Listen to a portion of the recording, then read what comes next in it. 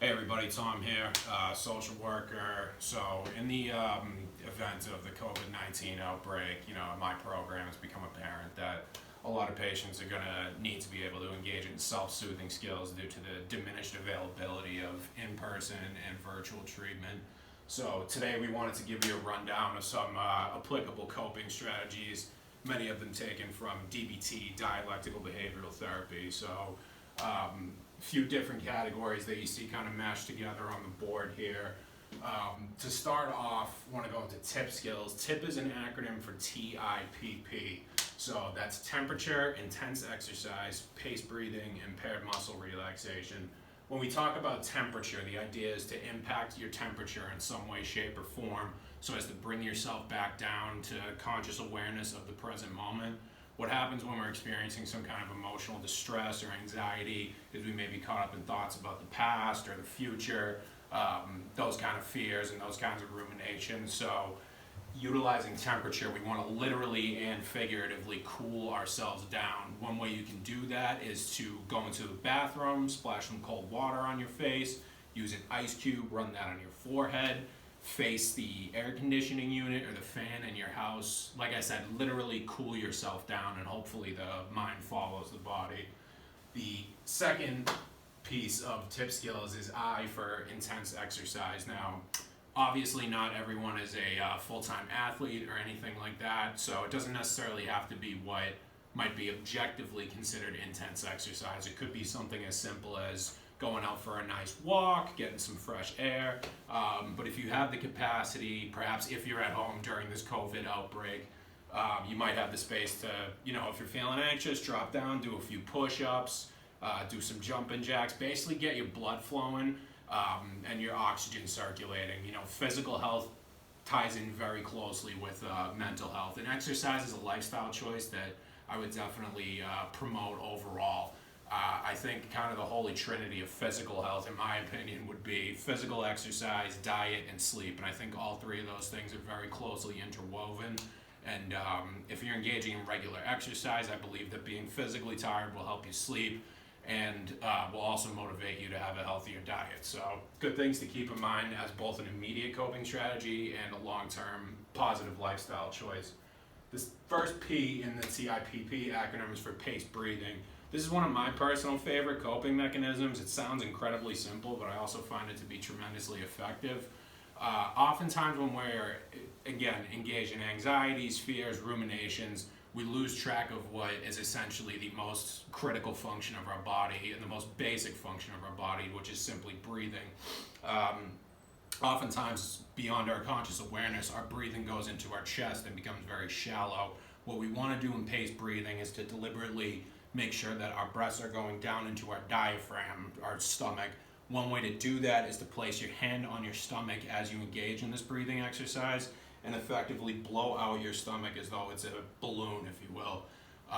The other key piece of paced breathing is to ensure that your exhale doubles the length of time of your inhale. So for instance, for the length of your inhale, you want to pick a number between 1 and 10, let's say 4. So inhale for 4 seconds into your stomach, nice and deep. Make sure you're blowing that stomach out like it's a balloon. And then on your exhale, try to double the 4-second length with an 8-second exhale. Now you don't have to hit it right on target, it's just something to shoot for. So again, nice deep inhale for 4 into the stomach. Exhale for 8. Take a couple of normally paced breaths in between. And then start the exercise again. Inhale for 4, exhale for 8.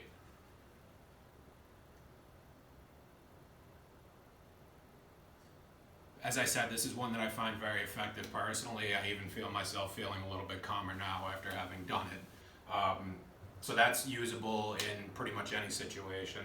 The final P in tip skills is paired muscle relaxation.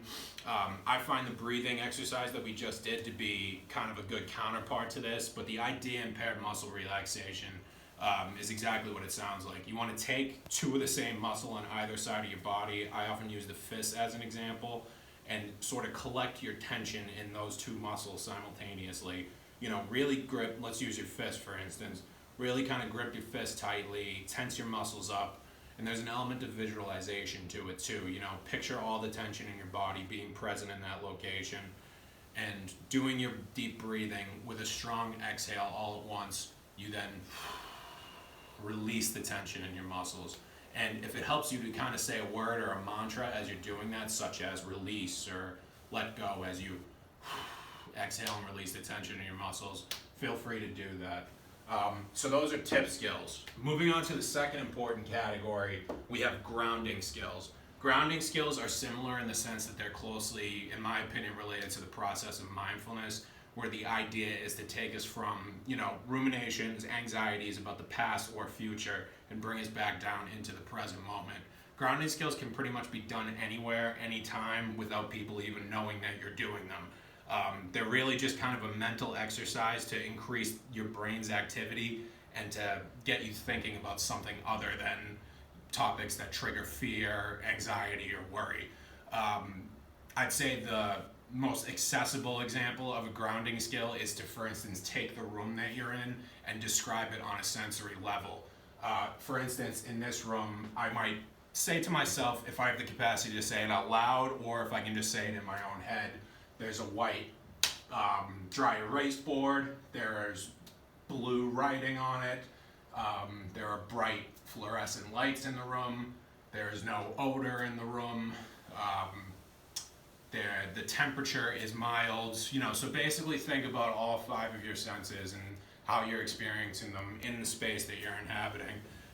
There's many other ways to engage in grounding skills as well. You don't necessarily have to describe the space or the place that you're in. You might engage in a mental exercise such as going meticulously through the details of a meal that you cook regularly, or you might play a categories game with yourselves, naming lists of your favorite jazz musicians or listing the presidents of the United States. Really anything. Grounding skills are very amenable to kind of, personal styling and personal preference. So whatever might work for a person, just simply as a mental exercise to engage in distraction and to gear the mind's activity away from topics that trigger anxiety, fear, and distress is the key for grounding skills. There's also physical grounding that one can engage in if it's, placing your hands on your legs to remind yourself of your presence in your body, placing your hands on the chair that you happen to be sitting in to remind yourself of the physical objects. We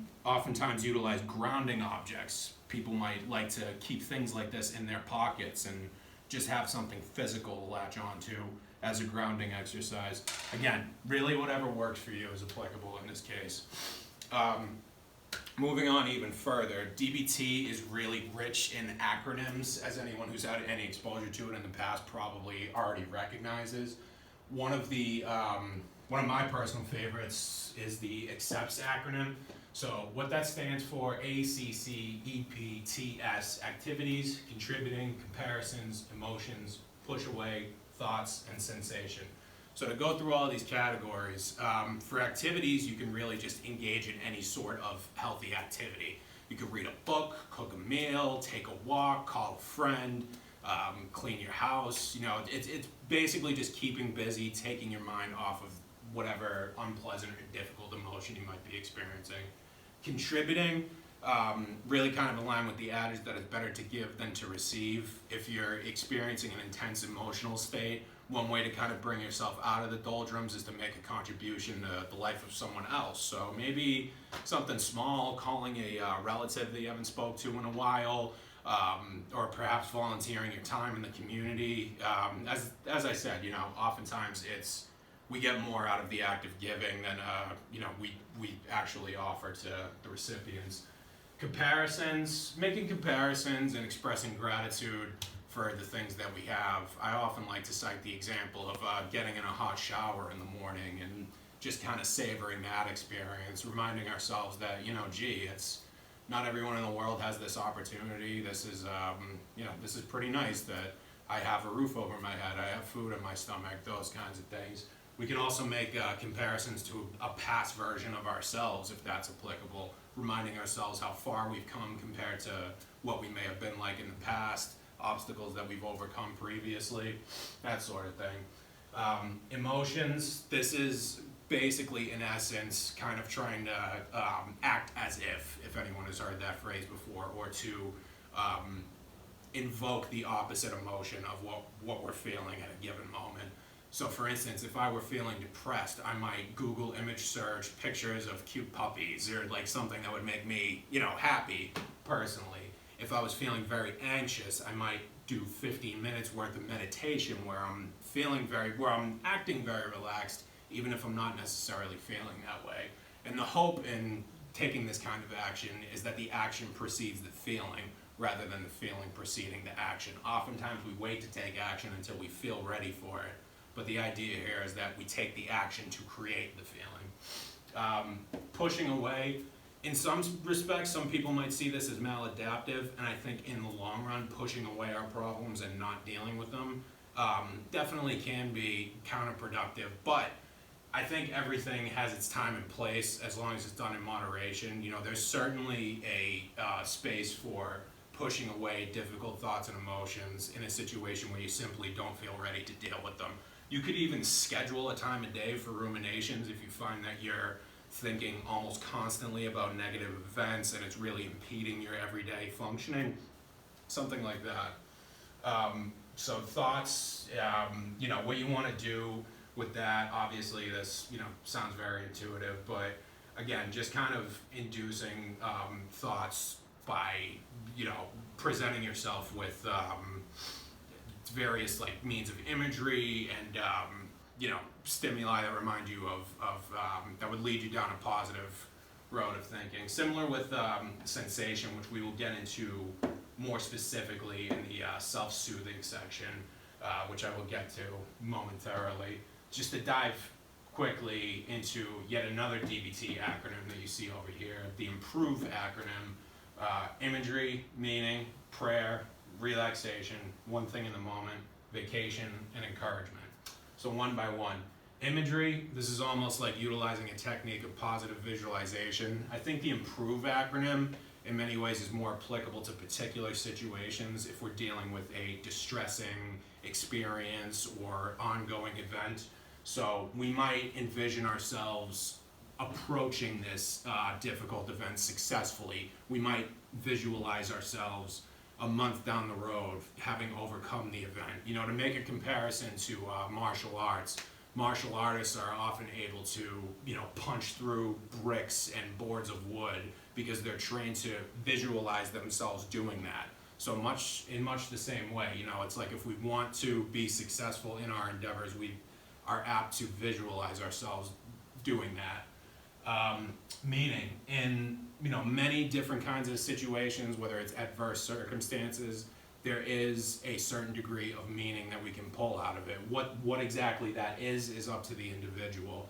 Somebody might feel that they gain perspective and a deeper sense of empathy for others through their own experiences of suffering.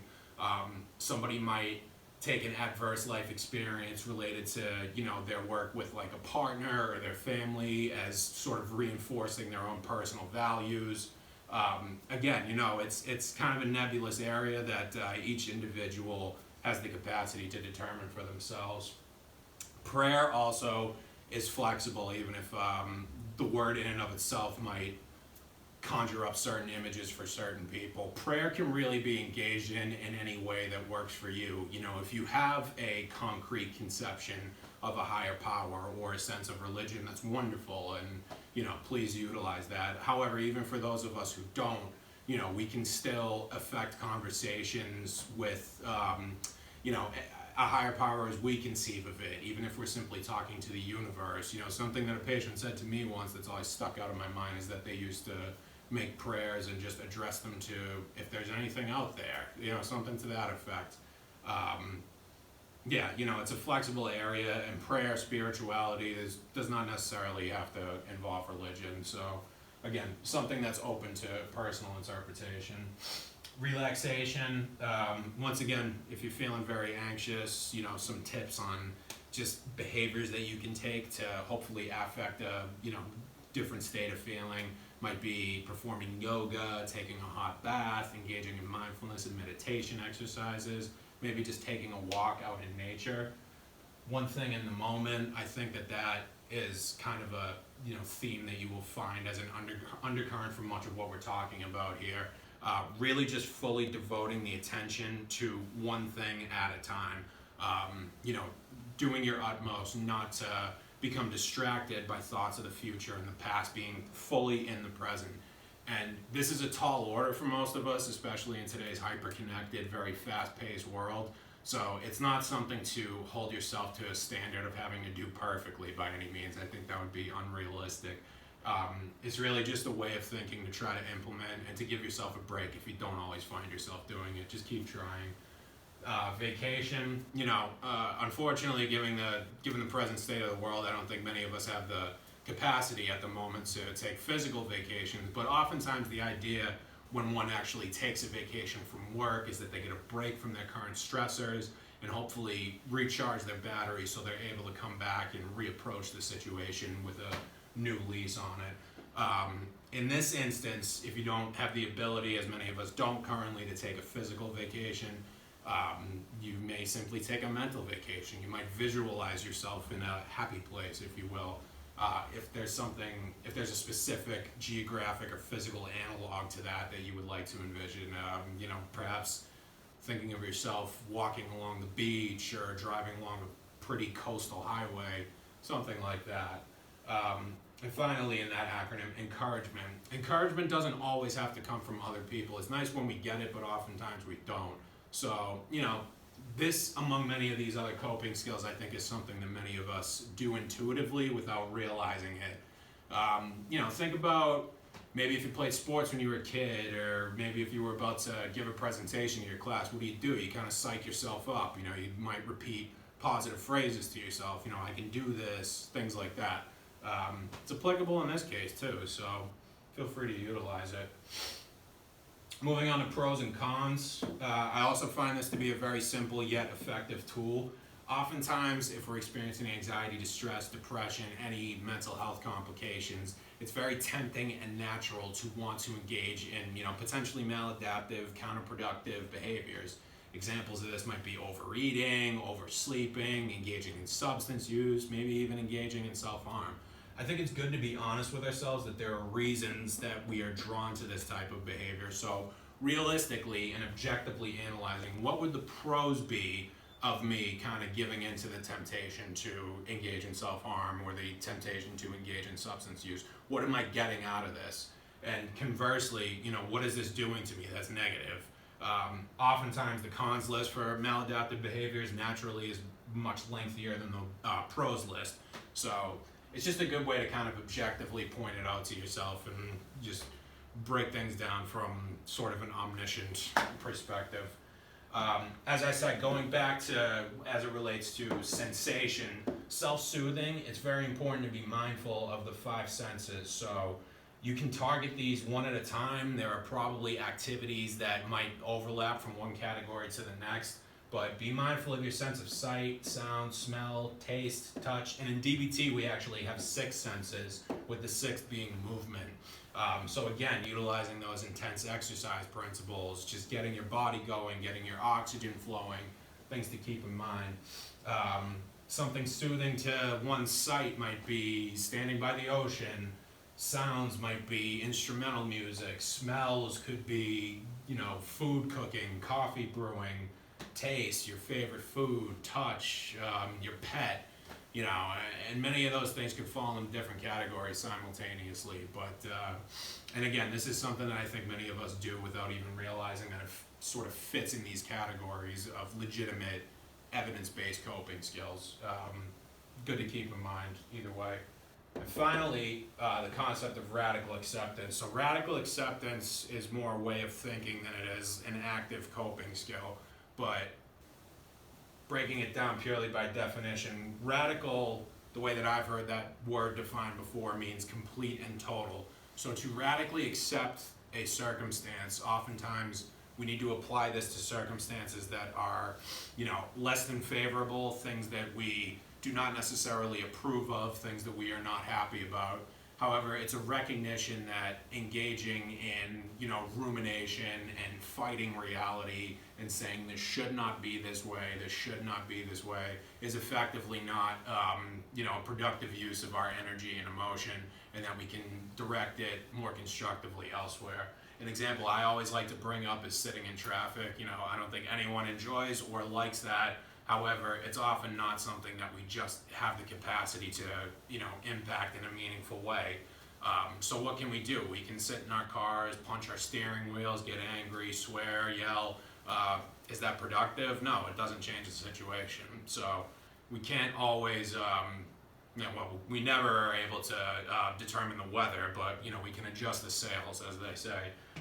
Radical acceptance for me is sort of best encapsulated by the serenity prayer. Grant me the serenity to accept the things that I cannot change, courage to change the things that I can, and wisdom to know the difference. It might be kind of a difficult pill to swallow at first bite, but I think it's something that, once you sort of have your head wrapped around it, it's applicable to a wide variety of situations. It's something very good to remind yourself of. So I imagine that anyone who's watched this video might kind of have their head spinning somewhat, but I just wanted to give everybody an overview of some useful distress tolerance coping strategies during this time of widespread COVID transmission, where your sources for therapy may not be as readily available. So once again, my name is Tom. Thank you very much for watching. Have a good one.